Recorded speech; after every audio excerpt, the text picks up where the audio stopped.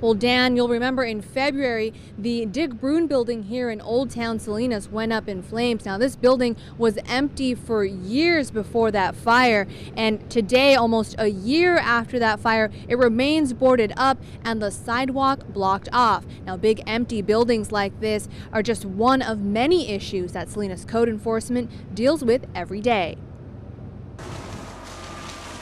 As details come out about code violations in the Oakland warehouse where dozens of people died in a fire Friday night, the Salinas city manager says funds from the Measure G tax has enabled the city to double their code enforcement staff and tackle the backlog of over 9,000 cases, which range from overgrown weeds to squatters in abandoned buildings. Oakland is a prime example. We do not want that to happen here. It is a really important for people to understand it's a life and death issue. In the past year, Salinas saw its share of fires start in empty buildings, but an even bigger issue for code enforcement is overcrowding. We've seen cases where it's not unusual to have 20 to 30 people living in a single family property. Families living in tough sheds on property with basically a porta potty as the facility for them to use. Increased staffing has allowed them to reduce response time from 4 to 6 weeks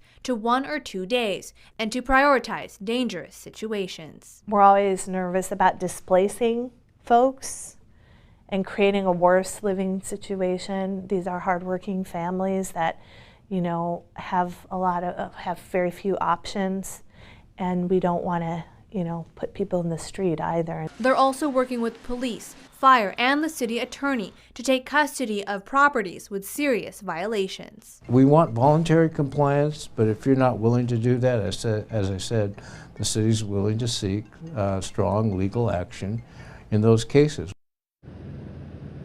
Now, that tax money allowed the Code Enforcement Department to hire 3 more officers for a total of an 8-person staff plus 1 additional part-time employee to work on the weekends. So that's essentially 8.5 people to cover 160,000 people in the city of Salinas. Now, they rely on residents to file complaints and report problems because of their lack of resources, and residents can do that by calling the Code Enforcement Office or by using the City of Salinas mobile app to do so. Dan. All right, thank you, Bianca. Tomorrow night at the council meeting, the city will introduce a new ordinance that allows additional small dwellings like a converted garage or an apartment on the same property as a single-family home to rent out. The goal is to help address the illegal housing problem.